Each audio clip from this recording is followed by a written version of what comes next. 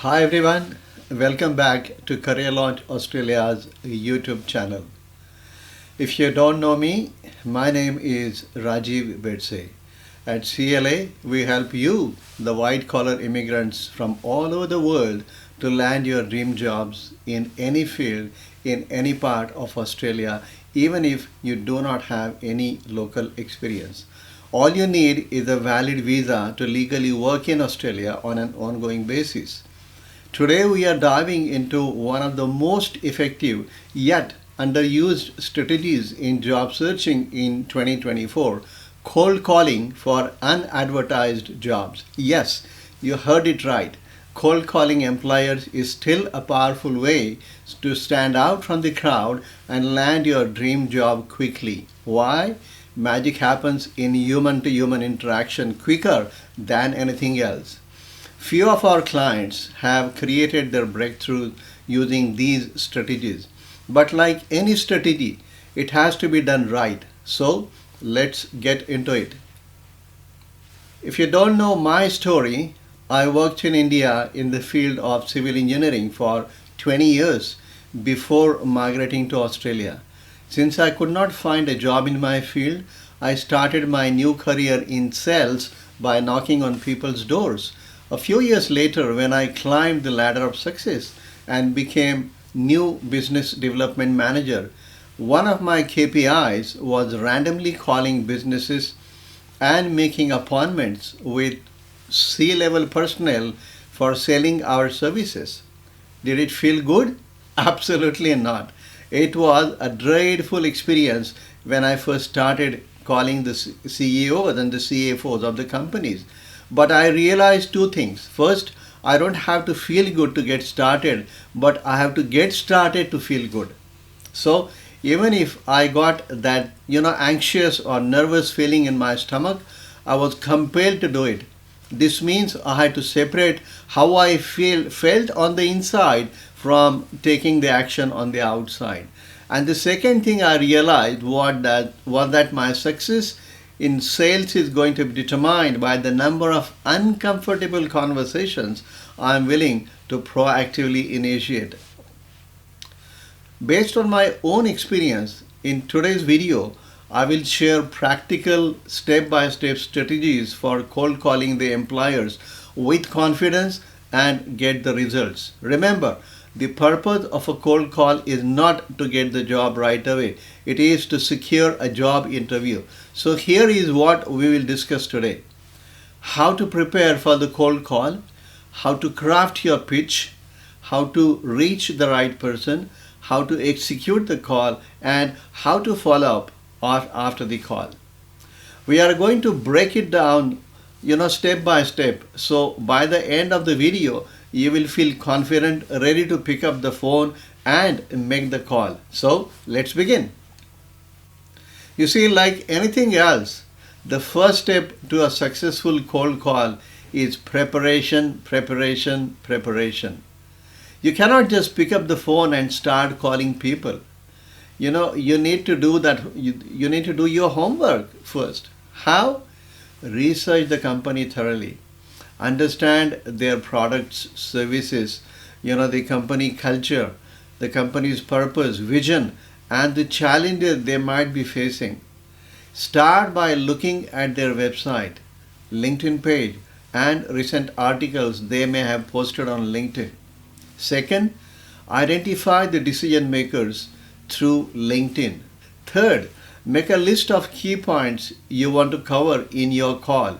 This could include recent projects the company has undertaken, specific challenges they have been facing, and how you can help them resolve these problems.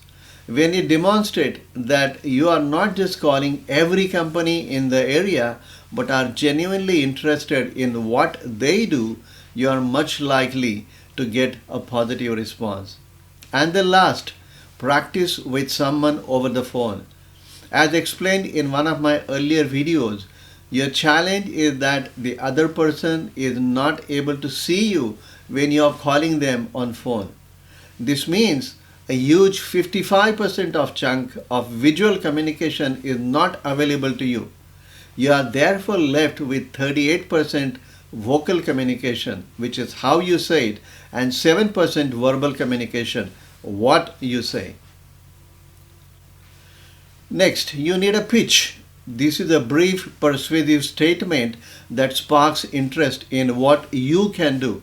Here's a simple formula for your pitch in 3 steps: intro, value proposition, and call to action. What is an intro? The intro is your chance to establish who you are and what you do in just a few seconds. Keep it short and to the point. For example, hi, I'm Ramesh, a mechanical engineer with 5 years of experience in the maybe aviation industry. The second is value proposition. The value proposition is where you show them why they should care. What you have achieved in your past roles that can benefit this company. Remember, people don't care how much you know until they know how much you care. For example, you can say, I have successfully, and then mention a key achievement relevant to the employer using my whatever skill in the past. Lastly, the call to action. This is where you steer the conversation towards the goal, which is securing an interview. You can say something like, I would love to explore how I can contribute to their company. You can take the company's name in an interview. So having crystal clarity about your goal helps keep the conversation focused and makes it easier for the decision makers to take the next step. Now think about how your experience aligns with what the company needs. If they are launching a new project, mention how you have successfully managed similar projects in the past. Tailoring your pitch to the company's current situation shows that you are proactive and insightful. Now, who do you call? Ideally, you want to speak directly to the hiring manager or the decision maker. But as you probably know, getting past the receptionist can sometimes be the hardest part and very challenging. So here are a few strategies to help you get connected to the decision maker. Number one, be confident and professional. When you first, connect with the receptionist, speak with confidence and professionalism. Let them know who you are and the purpose of your call. Always use the decision maker's name if you have it. This signals that you have done your research and are not just cold calling every company in town. It can also make the receptionist more likely to pass you through. For example, hi, I am, then your name, whatever your profession is. I'm calling to discuss a potential opportunity with, and then the hiring manager's name. Could you please connect me to him or her? Saying, could I speak with Francis in the engineering department sound much more intentional than a generic request. Your tone should be polite but assertive. Show that you are serious and respectful. Number two, indicate familiarity. Another approach is to imply a connection to or previous interaction with this person. You might say, I would like to speak with Chris. We have been in touch via email or LinkedIn, and I was following up on our conversation. This can sometimes encourage the receptionist to connect you without further questions. Even if you haven't had direct contacts before, a phrase like I'm following up on a conversation we had regarding a potential collaboration can work wonders. Number three, ask for help or guidance. If the receptionist is hesitant, ask for their help. Most people love to help. For example, you can say something like, I understand Francis is busy right now, but could you guide me on the best time to reach him? Or could you please share his mobile number for me to, call him tomorrow? This approach can lower their guard and make them more willing to assist you. Remember, receptionists are gatekeepers, but they can also be your allies if you treat them with respect. You never know, the gatekeeper can be the owner's wife or daughter. Number four is use an alternate contact method. If the receptionist is particularly gatekeeping and does not let you through, you might need to use an alternate method. In that case, ask for the hiring manager's direct email, or try connecting with them via LinkedIn referencing your call attempt. You might say, if Francis is unavailable, could you provide me with his email address so I can send over some information? Most gatekeepers would be happy to do this favor. This keeps the door open for future communication. These strategies don't guarantee success every time, but they significantly increase your chances of getting past the gatekeeper and speaking directly with the person who can actually make hiring decisions. All right, now it's time to call the decision maker. When you make the call, timing can make a big difference. Employers are busy, so you need to pick the right time slot to call them. Based on my own experience, here are three recommended times to call.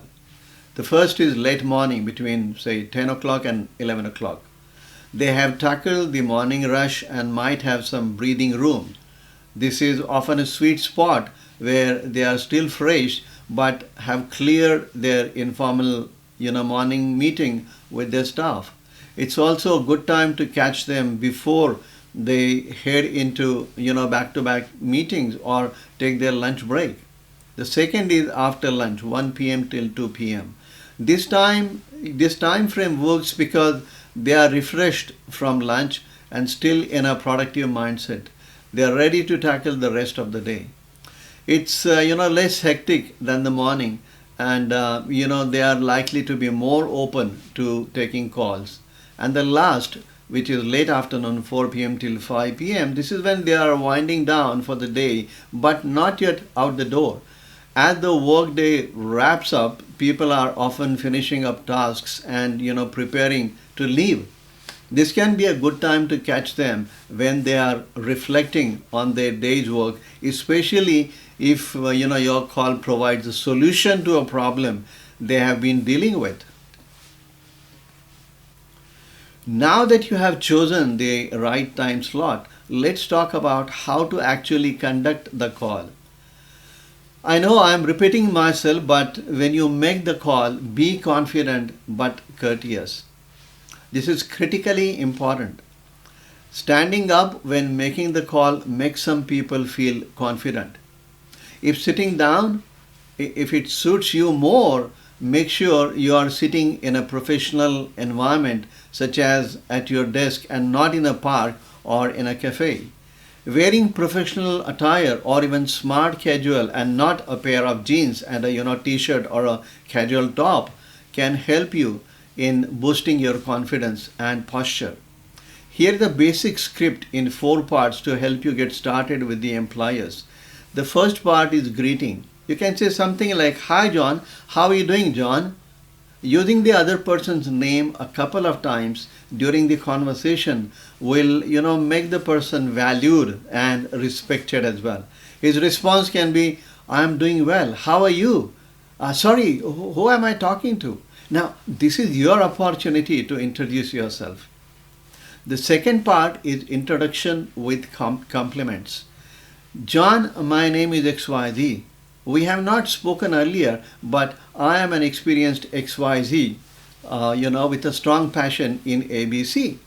I have been following, your company, and I'm influenced by your work in."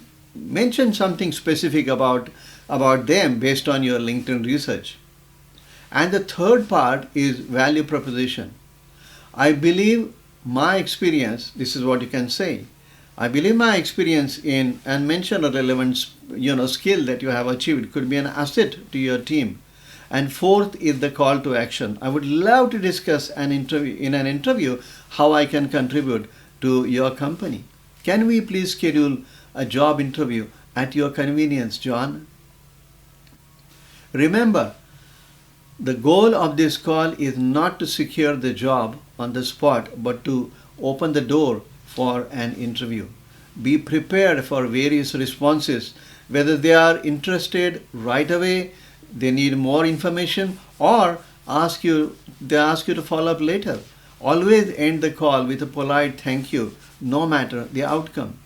My tip is do not cold call for more than an hour in a single stretch, else you will get physically and mentally exhausted. Finally, after the call, it's crucial to follow up. Send a thank you email within 24 hours expressing your appreciation for the time and reiterating your interest in the position. This is also a good time to attach your resume if you haven't already. Your follow-up email should be concise and to the point. Mention something specific from your conversation to jog their memory, and include a clear call to action like scheduling an interview or discussing next steps. Following up shows professionalism and keeps you at the top of their mind. It's a small step, but one that can make a big difference in the competitive job market. So there you have it, your guide to cold calling employers in 2024. Remember, it's all about preparation, confidence, and persistence. Cold calling may seem intimidating at first, but with practice, it can become, one of your most powerful job searching tools, I believe. The effectiveness of cold calling also varies by industry, with some sectors being more receptive to this approach than others. For example, smaller companies or those in industries with high turnover might be more open to unsolicited walk-in job inquiries. So while cold calling might not be the primary method for landing jobs in all industries, it can still be a useful strategy, particularly for professionals looking to stand out in competitive fields or seeking roles that are not widely advertised. If you are wondering why you should speak with an employer who hasn't even advertised any jobs, let me tell you, cold calling is a great tool to tap the hidden job market. At CLA, we use it to a lesser extent and maybe at the last resort. However, it has the strong ability to help you land your dream job in Australia, particularly when you are looking for, creating your first breakthrough as a newly arrived immigrant or as a fresh postgrad in Australia. What cold calling strategies have you adopted in your job search? Please comment below. Also, as my gift to you, click on the link below and grab your free ebook. If you found this video helpful, be sure to give it a thumbs up and don't forget to subscribe for more career tips and strategies. Also, please share it with your friends and colleagues. You may transform someone's life. Should you need our professional help, reach out to us by WhatsApp or by email. Thank you for watching and good luck with your job search.